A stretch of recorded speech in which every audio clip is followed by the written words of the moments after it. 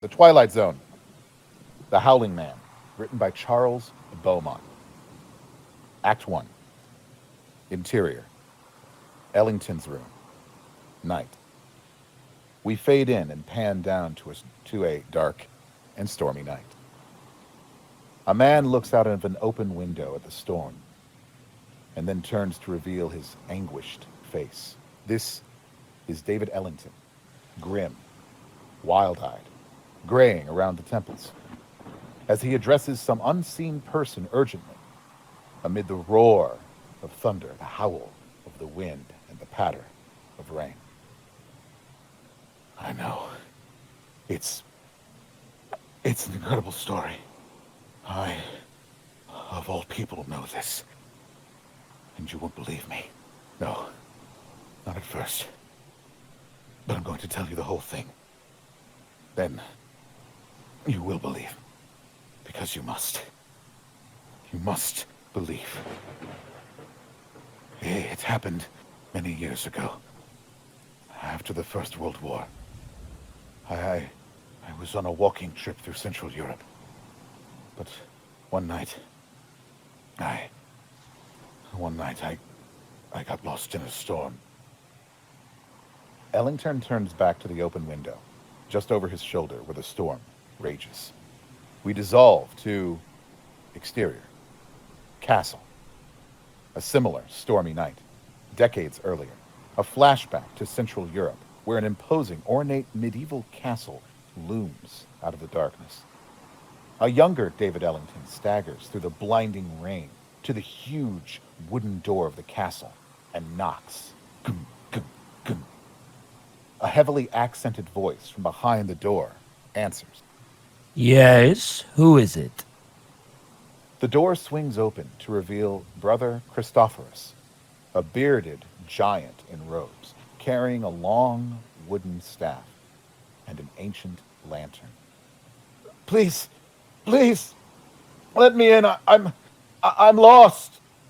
I am sorry, we don't allow visitors in the hermitage. Oh, I'm not a visitor. I'm a stranger here. I got lost. Ellington tries to enter, but Christophorus blocks the way with his staff. No, you don't understand. I'm lost. Christophorus looks Ellington over warily, and with a barely perceptible nod, clears the way for him to unsteadily enter, and closes the door behind him. We cut to interior, entry hall. The castle's torchlit entry hall. Primitive, like something out of the Middle Ages. A soaked, shivering Ellington clutches a traveling bag, looks the entry hall over as Christophorus leads him through. Other men, dressed like Christophorus and carrying staffs, appear in adjacent doorways, staring at Ellington.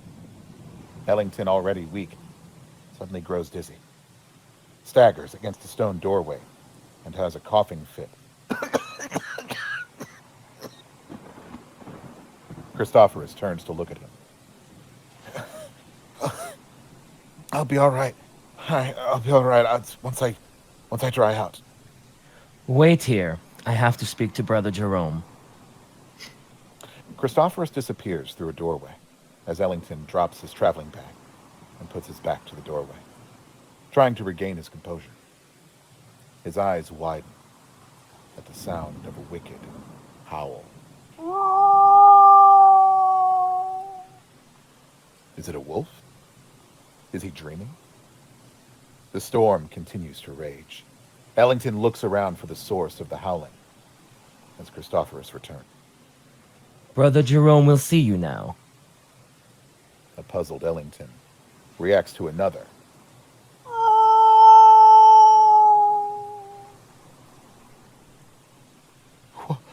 What was that? The wind, come. Unconvinced, Ellington gives Christophorus a long look before they proceed. Interior, office. Christophorus leads Ellington into what passes for an office. Seated at an ancient wooden desk before huge windows that reveal the ongoing storm is Brother Jerome. Flowing white hair and beard and robes, very much like Moses, a commanding presence even while sitting. Jerome glances at Christophorus, and then at Ellington. Why have you come here? My name is Ellington. I'm on a walking trip. I got lost in the storm.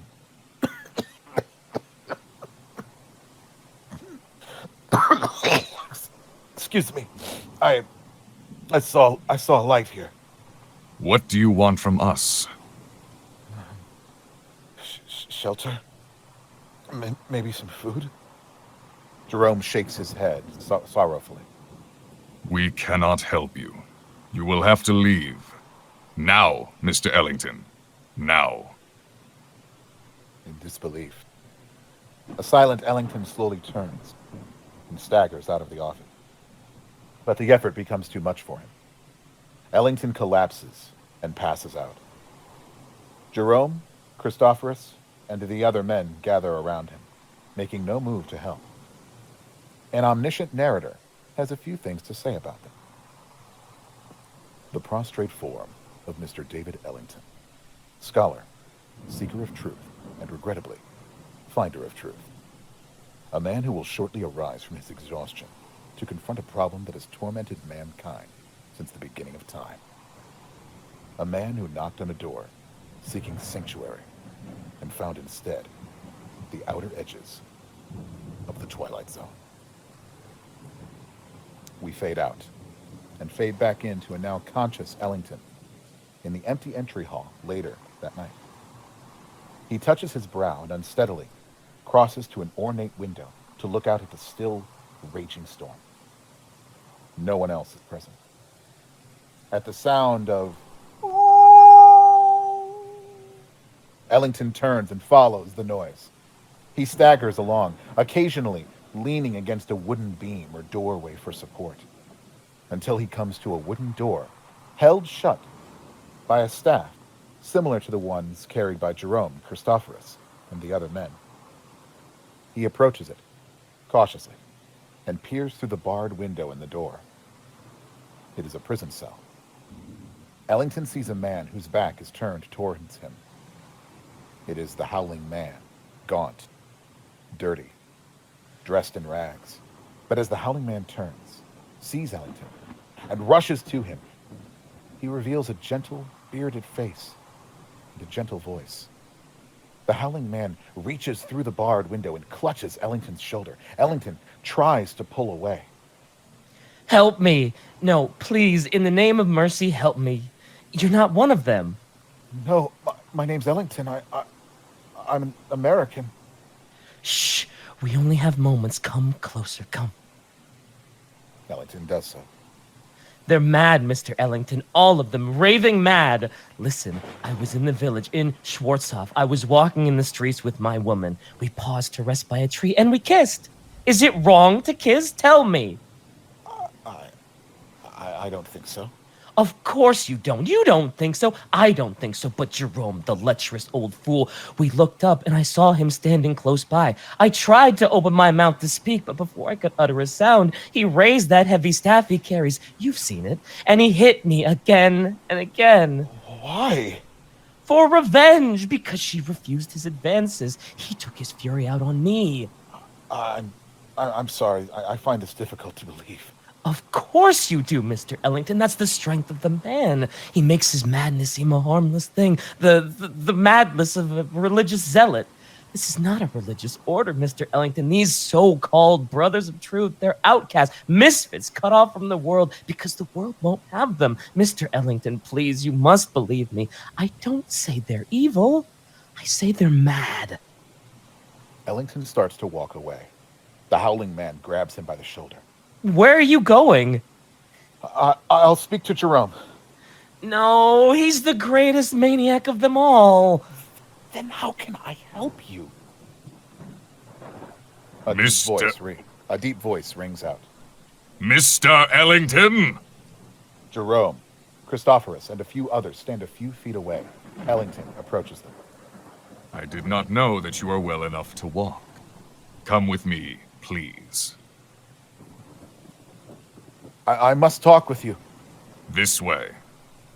The other men watch as Jerome and Ellington silently head back to Jerome's office. The storm grows worse. Christophorus gives the howling man's cell a long look. We cut to the interior of an office. Jerome and Ellington enter. I must ask you to leave the Hermitage, Mr. Ellington. We have no facilities for the care of the ill. Arrangements can be made at Schwarzhoff. Now, just a minute. No, not a minute, not another second, Mr. Ellington. Now! Why? I've already explained that. No, you've explained nothing. Jerome shuts the door. No one asked me to come here. I realize that, but that's no excuse for your behavior. My son, I'm not your son. you don't understand. That's right. I don't. So why don't you tell me? Why are you in such a hurry to have me leave? What, are you afraid I'll find out? It's the man you have locked up in the cell, is it, brother? Well, that isn't a secret anymore. I know about him. What man is this, Mr. Ellington? The one we just left. The one who's been screaming his head off. I'm not sure you know what you're saying. Ellington, growing dizzy, takes a seat. Look, brother, I don't know much about this cult of yours, what's permitted, what isn't permitted. I seriously doubt if you have the authority to imprison a man against his will. That is quite true. We have no such authority. Then why have you done it? No man has ever been imprisoned in the Hermitage, Mr. Ellington. I was just talking with him. You talked to no man. You have been very ill, Mr. Ellington. You've suffered delirium. Jerome puts a sympathetic hand on Ellington's shoulder, just as a piercing causes Ellington to bolt out of his chair. He backs away from Jerome. Oh, no. Don't tell me you didn't hear that. Honest men make unconvincing liars. A wicked clap of thunder punctuates the comment. I'll find out eventually, you know. What do you mean? Just what I said. The police will be very interested to learn that you're keeping a man imprisoned here. I tell you, there is no man. All right. Just forget it. Jerome watches with concern as Ellington crosses to the door, opens it, and starts to leave. Mr. Ellington, Ellington stops and turns. Yes? would you really go to the police? Would you? Another clap of thunder. Very well. I told you the truth, but only part of it. Now, I see I shall have to tell you the whole truth. Shut the door, Mr. Ellington. Ellington shuts the door, just as a particularly long sag causes Jerome to wince and put his hand to his ears. Ellington looks relieved. Then you do hear it. As I have heard it every hour of every day for 5 long years. Jerome crosses to the window. Why did you lie? I didn't. When I told you that no man howled at the Hermitage, I was being perfectly honest. What you saw is not a man, but it is the devil himself! This rates 2 claps of thunder, and we fade out on Jerome's ominous, lightning-lit face. Act 2. The interior office. We fade in on Jerome, still at the window, moments later. Yes, the devil himself. What you saw in the cell is Satan, otherwise known as the Dark Angel, Ahriman, Asmodeus, Belial, Diabolus, the devil. You asked for the truth, now you have it. Do you believe me? You do believe me, don't you? Sure, of course. Ellington starts backing away from a wild-eyed Jerome who rants on. No, now it is you who are lying. Mr. Ellington, you don't believe me at all. Quite to the contrary. You're now quite certain of what you suspected, that I am mad. Sit down, Mr. Ellington, and we'll see. Ellington sits. Let me tell you a story, and we'll see how certain you are that I am mad. How certain you are of anything. Jerome walks away from Ellington and begins pacing around the room through the following. I suppose you fancy yourself a sophisticated man. You consider us to be primitive because we live here in solitude, away from the so-called real world. We are misfits. Oh, no. Oh, please, I know all the theories. I assure you, brother, that... No, Mr. Ellington. It is I who am assuring you that I am not the ignorant fanatic I would appear. Oh, I coped with your world for 40 years, and rather successfully at that.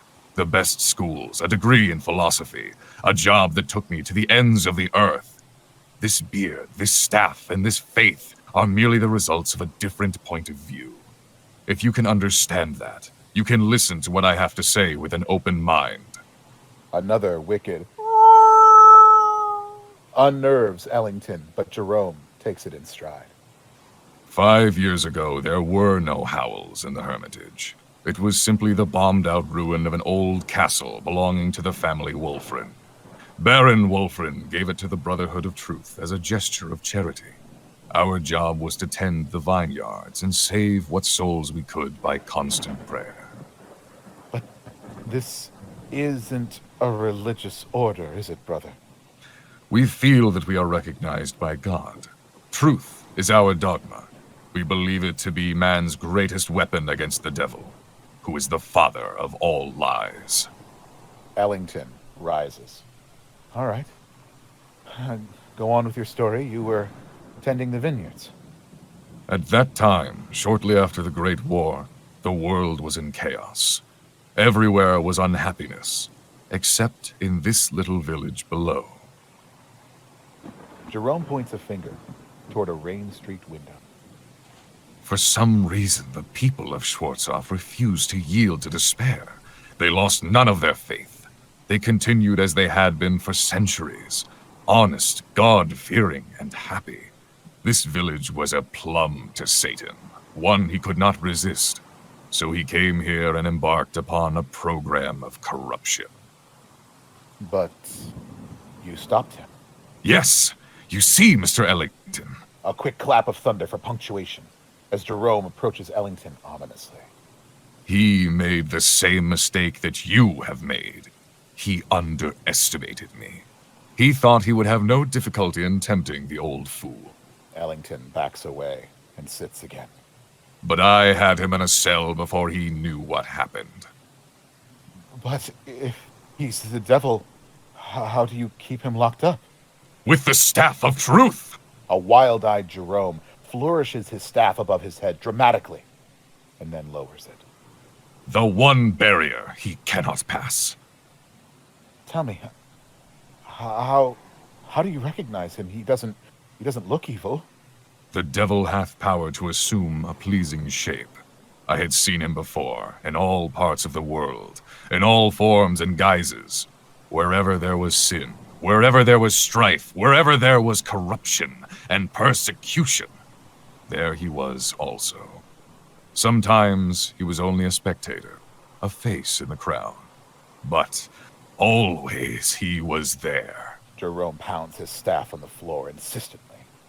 All this is too much for Ellington, who again grows dizzy, swaying in his chair. Now, you see, I hope, why you must say nothing of what you've seen and heard here. Ellington rises again. Brother, not that I doubt you. You understand, only... Well, isn't it possible you might have made a mistake? No! Think, Mr. Ellington. Think of the peace of the world these last 5 years. Think of this country now. Is there another like it? You haven't put an end to suffering. There's still murders, robberies. Even now, while we're talking, people are starving. The suffering man was meant to endure. We cause most of our own grief. We need no help from him. It is the unnatural catastrophe, the great wars, the overwhelming pestilences, the wholesale sinning that we have stopped.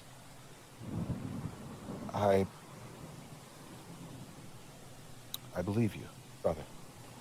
Do you truly? Yes, I admit I was doubtful at first, but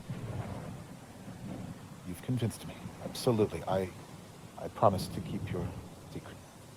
Good, my son. Tomorrow, if you feel well enough, you may leave. Jerome crosses to the door and opens it for Ellington. In the meantime, Brother Christophorus will look after you. Ellington starts out the door. Please, go directly to his room. Good night, brother. Interior. Outside the Howling Man's cell. Ellington, sick and dizzy, rubs his stiff neck as he makes his way to the Howling Man's cell.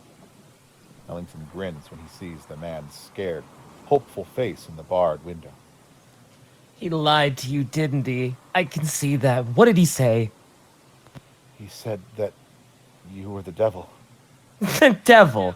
That's good. That's wonderful. What a dream for an old devil to catch the devil and lock him up.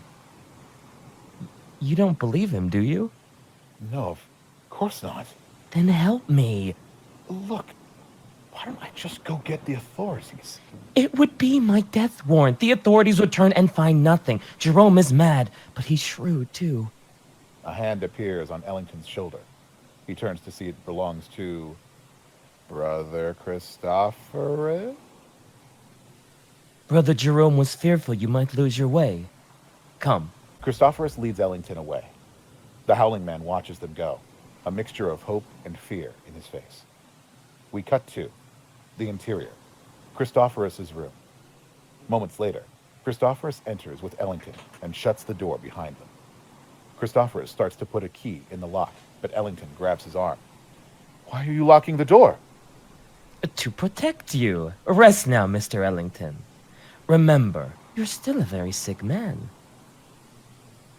We dissolve to interior, Christophorus' room.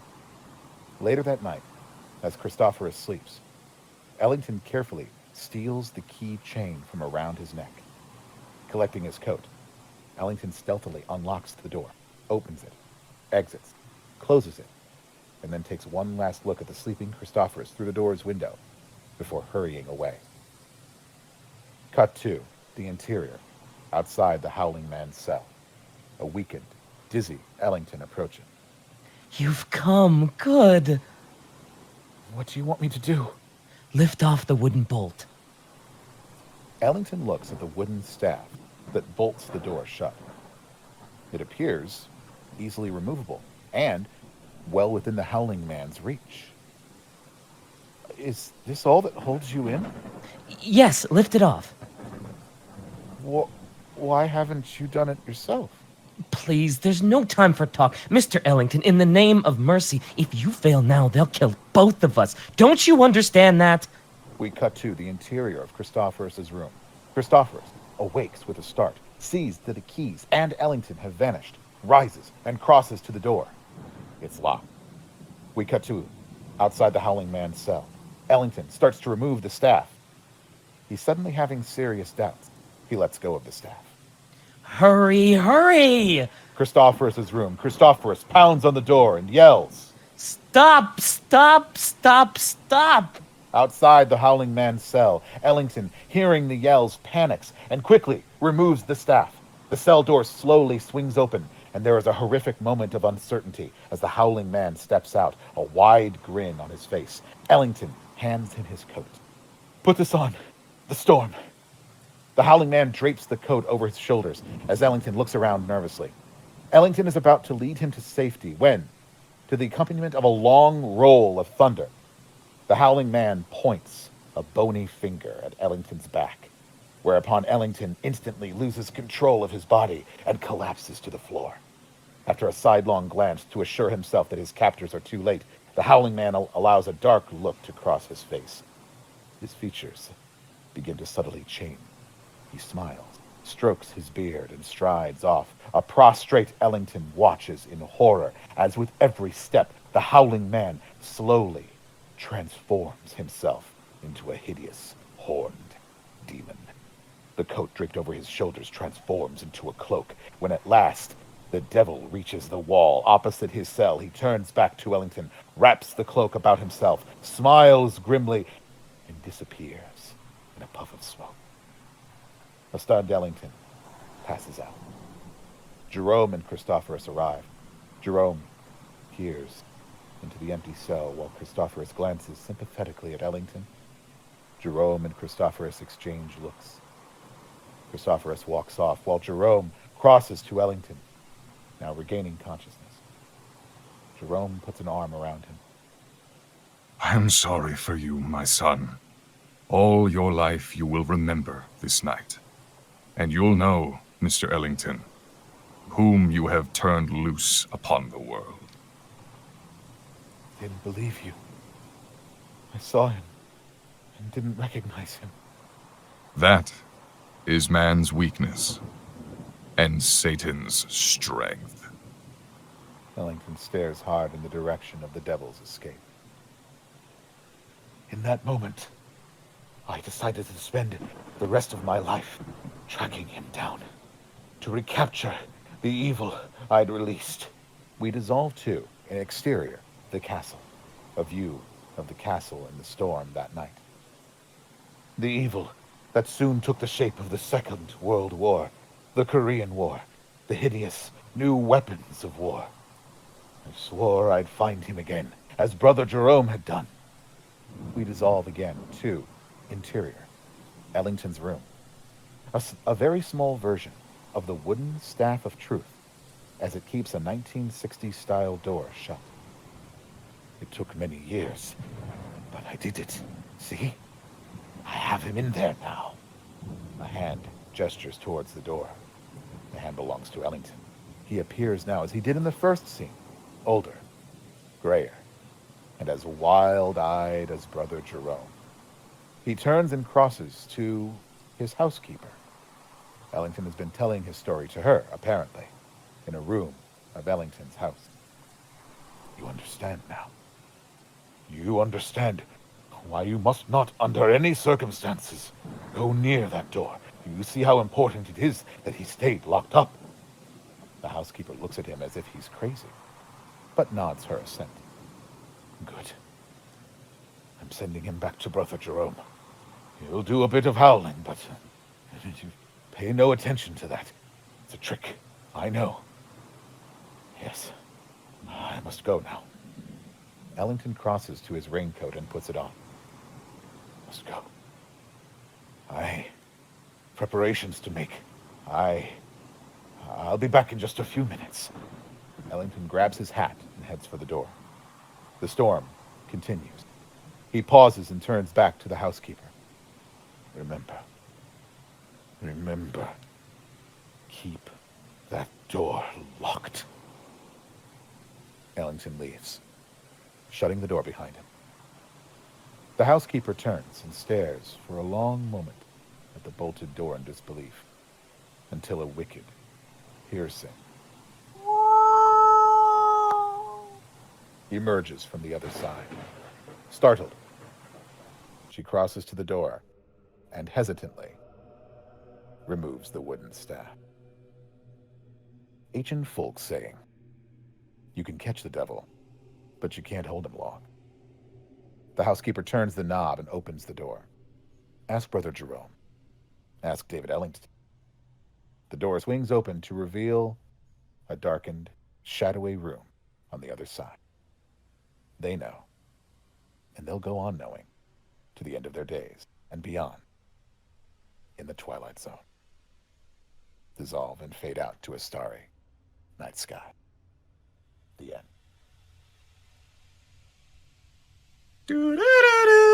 Yeah. Hey. Nicely done, guys. Well done. What up?